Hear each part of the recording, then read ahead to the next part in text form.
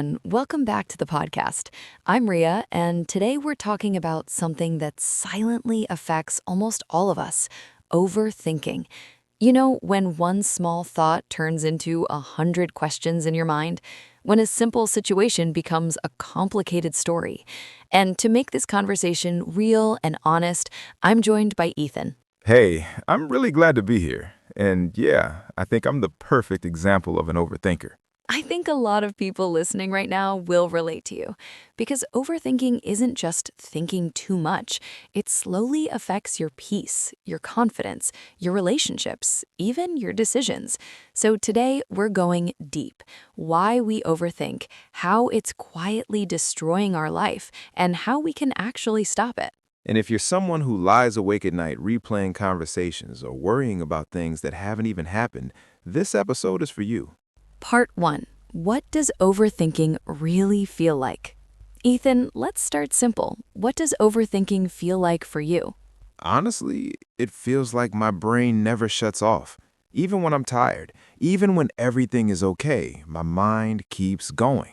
It usually starts small, like maybe someone didn't reply to my message. That's very relatable already. Yeah, first I think, okay, maybe they're busy. But then slowly my thoughts change. Did I say something wrong? Are they ignoring me? Did I annoy them? And within minutes, I've created this whole negative story in my head.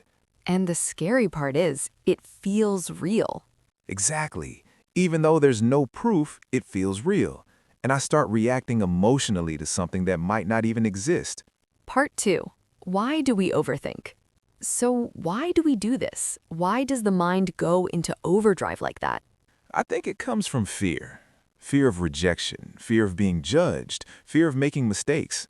That's true. And I think another reason is control. We overthink because we want to control outcomes. We want to be prepared for every possible situation. But life doesn't work like that. Exactly. Life is unpredictable, and overthinking is basically your mind trying to say, if I think enough, I can avoid pain. But in reality, it creates more pain. Part 3. How overthinking destroys your life. 1. It steals your peace. Even when nothing is wrong, your mind finds something to worry about. You're sitting in a peaceful moment, but mentally you're stuck in problems that don't even exist. 2. It destroys confidence. Overthinking makes you doubt yourself constantly. Yeah, you start questioning everything. What if I'm wrong? What if I fail? And slowly, you stop trusting yourself. 3. It stops action. This is the biggest one for me. Sometimes I don't take action, not because I can't, but because I've already imagined every possible failure. Overthinking turns simple decisions into complicated problems. 4. It damages relationships. You start assuming things, misunderstanding people, creating problems in your head. Yeah, like thinking someone is upset with you when they're just busy. 5. It drains your energy. Overthinking is exhausting. It feels like running a marathon without moving. Your body is resting, but your mind is tired. Part 4. Everyday overthinking situations. Let's talk about real-life examples. Messaging is a big one. Waiting for a reply and checking your phone again and again. Or replaying conversations like, why did I say that? I should have said something else. Or overthinking the future, career, relationships, life decisions. Part 5. The truth about overthinking. Here's something important. Overthinking doesn't solve problems. It only delays action. And most of the things we overthink never actually happen. We suffer more in imagination than in reality. Part 6. Deep emotional layer. Sometimes overthinking isn't just about thoughts, it's about emotions. Yeah, like past experiences.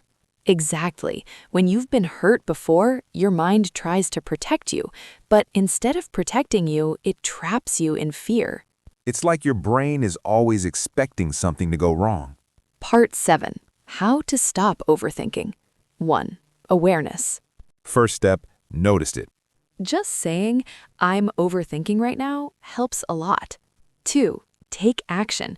Instead of thinking, ask, what can I do right now? 3. Accept uncertainty. You can't control everything, and that's okay.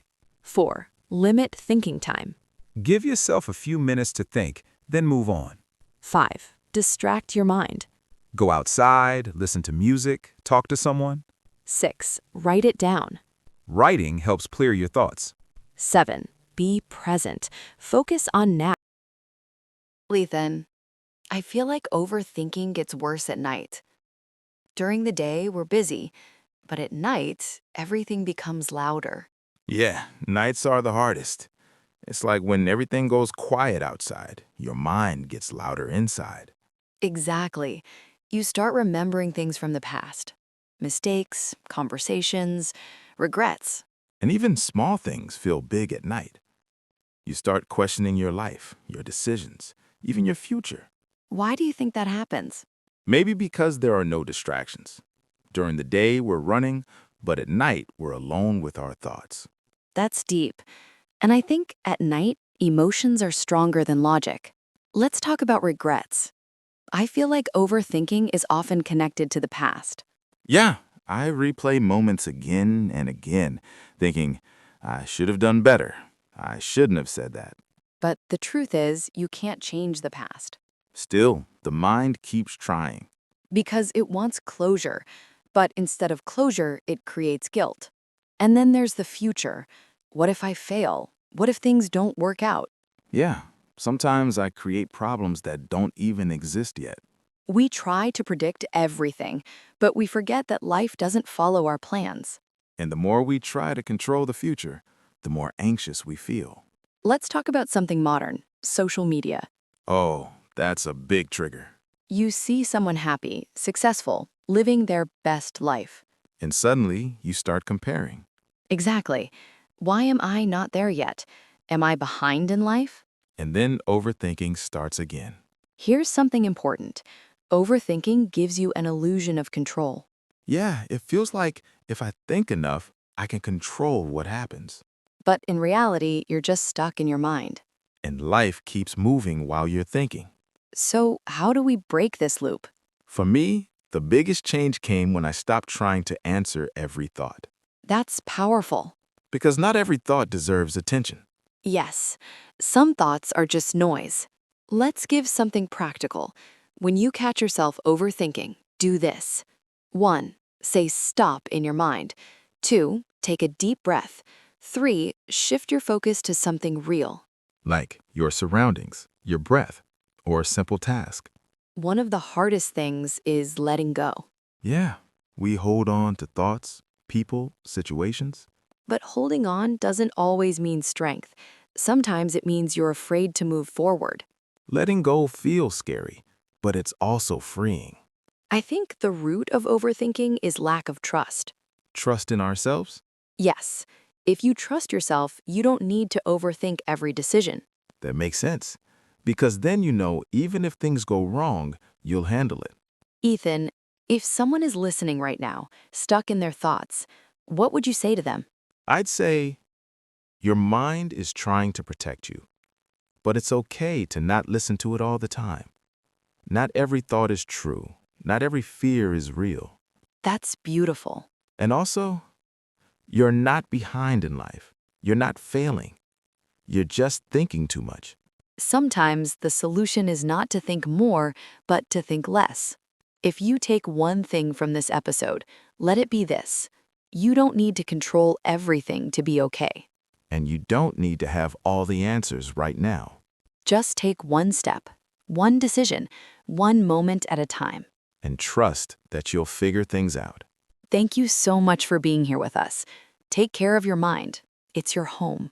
We'll see you in the next episode. Your mind can be your prison or your peace. The choice is yours.